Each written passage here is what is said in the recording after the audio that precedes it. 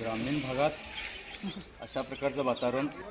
खरं तर हा साप 4 दिवसापूर्वी म्हणजे हाच काय दुसरा माहिती किती साप असतील, पण ग्रामीण भागात गावंदर किंवा परसाद जे वातावरण म्हणतो, लोकांचा म्हणजे जनावरांचा चारा, लाकड किंवा शेणी अशा प्रकारचं वातावरण असतंय. शेणखत, गहू ह्या सह डेपो केलेला भाग असतोय.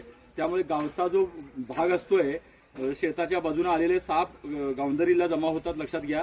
आणि मोठ्या प्रमाणात ते वास्तव्य करत असतात. आपण कल्पनाही करू शकत नाही. शहरातले लोक भीतात, पण कित्येक साप आपल्या आजूबाजूला अशा प्रकारे आयुष्य करत असतात. माझ्या गावात खाता, झोपता, जेवता असं एकदाही साप चावलेली घटना घडलेली नाही, लक्षात घ्या. धोन साप आहे. एका सापाविषयी जर बोलायचं 4 दिवसापूर्वी हा साप दिसला होता, काही सेकंदात पळून गेला, लक्षात घ्या. मग साप आता सुद्धा अडचणचं ठिकाण होतं, कधी कधी जीवावर येते, लक्षात घ्या. आणि फार अडचणचं ठिकाण होतं. एकदा हातातून गेला साप तर सापडत नाही. त्यामुळे कधी कधी धोका पण पत्करावा लागतंय. 1 सेकंदाला 3 फूट हल्ला चढवणारा साप घोणस, गोल गोल टिपके असतात. बरेच लोक त्याला अजगर म्हणायचे, पण लोकांना आता माहिती असल्यामुळे कदाचित आपल्याला नेहमी व्हिडिओ बघून कळत असेल. घोणस जातीचा हा साप आहे. नागापेक्षा विषारी असतोय.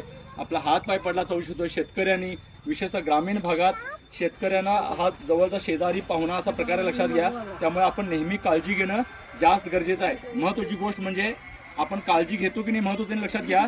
पण आपण किती चुका करून सुद्धा माझ्या गावात लहान मूल, महिला सापचून त्यांची म्हणजे बरबेट झाला अशी घटना घडलेली नाही. त्यामुळे ह्या गोष्टीचा पॉझिटिव्ह विचार केला जावा. आपण काळजी घेणं मात्र गरजेचं आहे. आपल्या आजूबाजूला हात पाय लागून एवढी जर काळजी घेतली तर सर्पदोषण वाचू शकतो. हे फार महत्वाचं आहे. 4 वर्ष वयाचा हा घोण जातीचा साप आहे. धन्यवाद.